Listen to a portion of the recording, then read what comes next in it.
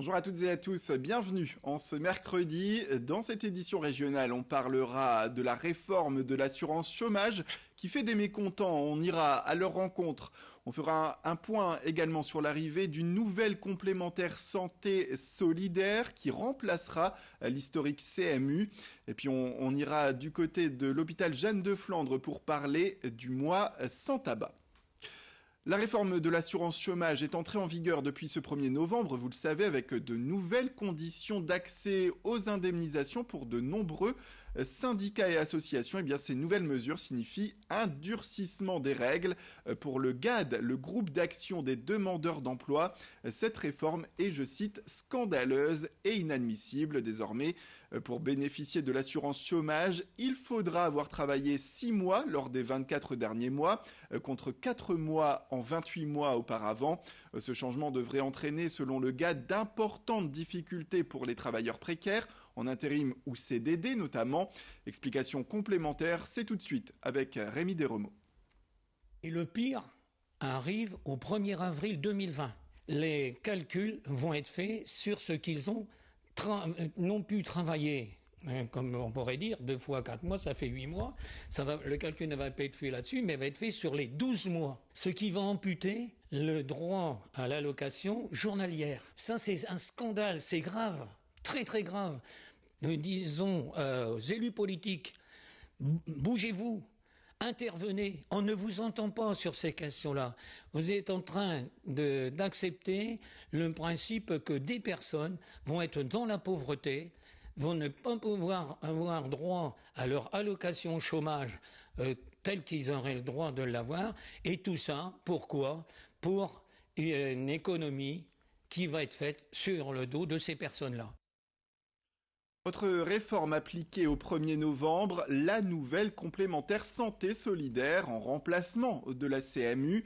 Un dispositif censé lutter contre le non-recours aux soins de plusieurs milliers de personnes, car en effet pour beaucoup, il fallait auparavant avancer les frais et entamer des démarches pour être remboursé, ce qui pouvait décourager, préférant pour certains tout simplement ne pas se soigner. Désormais, ces bénéficiaires auront accès à une gamme de soins plus large sans reste à charge. Pour ce qui est des modalités, c'est en fonction des revenus mais aussi de l'âge. Pour toutes les infos et vérifier votre éligibilité, rendez-vous sur le site internet www.amelie.fr. Explication tout de suite avec un des responsables de la CPAM de la région. Il était notre invité en plateau. Le dispositif est progressif, le coût est progressif. Prenons 2 exemples. Un enfant, ça équivaut à 8 € par mois. Et pour une personne de plus de 70 ans, ça équivaut à 1 € par jour, donc 30 € par mois. La grande nouveauté dans ce dispositif, c'est justement de répondre aux motivations du non-recours, qui est les frais dentaires, les frais d'optique et les frais de prothèse auditive. C'est les trois dispositifs qui étaient les plus coûteux auparavant.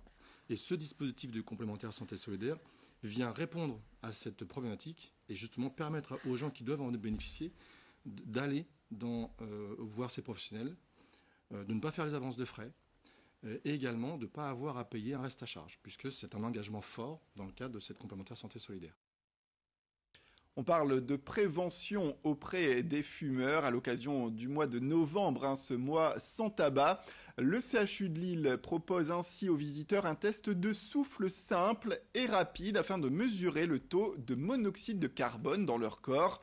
Hier matin, le stand Soufflez, vous saurez a permis ainsi de sensibiliser les visiteurs de la maternité avec une attention particulière portée aux femmes enceintes, car le tabac, on le rappelle, peut être une cause d'accouchement prématuré.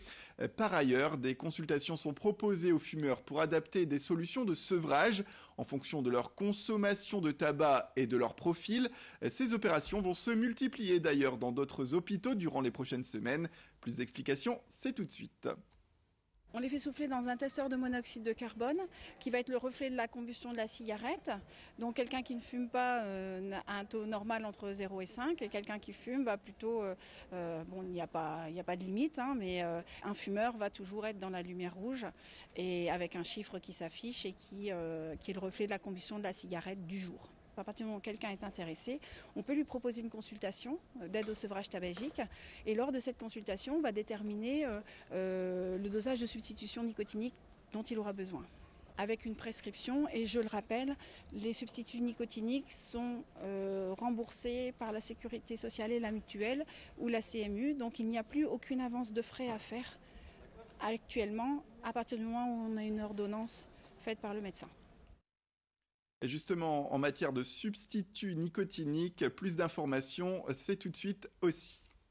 La substitution nicotinique sert à compenser la dose de nicotine que l'on perd par les cigarettes par une substitution plutôt en plateau. Et cette substitution en plateau, donc une dose de nicotine constante, va faire qu'on a un apaisement important. On est comme si on avait fumé, à condition bien sûr d'avoir la bonne dose. Et c'est à ça que ça sert la consultation, c'est pour pouvoir justement calculer la bonne dose avec la personne. Et puis la gastronomie dans les titres également, avec le palmarès 2020 du Go Emilio et un jeune chef lillois distingué par le guide, Nicolas Choquet de l'Octopus. Il est d'ailleurs le seul des Hauts-de-France à être récompensé cette année. Ici, la carte restreinte propose des produits de qualité, de saison, avec une priorité mise sur les poissons, et notamment le poulpe. Aujourd'hui, Nicolas Choquet veut conserver cette cuisine simple mais abordable, avec un menu entrée plat dessert à 28 €. Mais après cette distinction, nul doute que les curieux vont être nombreux à vouloir essayer ce restaurant, et il faudra faire vite. Ici, il n'y a plus qu'une trentaine de couverts. Présentation d'ailleurs du chef Jeune Talent Goemio 2020, Nicolas Choquet, au micro de Vincent Vieillard. La prochaine étape, c'est gagner en stabilité, en régularité, continuer à avoir un peu plus de clientèle. Des fois, il y a des petits creux. Le but, c'est de bien travailler tous les jours. On pourra embaucher, tranquillement. Le but, c'est de garder notre simplicité. Après, ce qui arrivera, arrivera. Parce que vraiment, le but, c'est les clients du quotidien. Les guides, les récompenses personnelles, c'est un plus. Ça viendra parce qu'on s'applique tous les jours. Le but en soi, si je finis ma carrière sans étoile, sans être...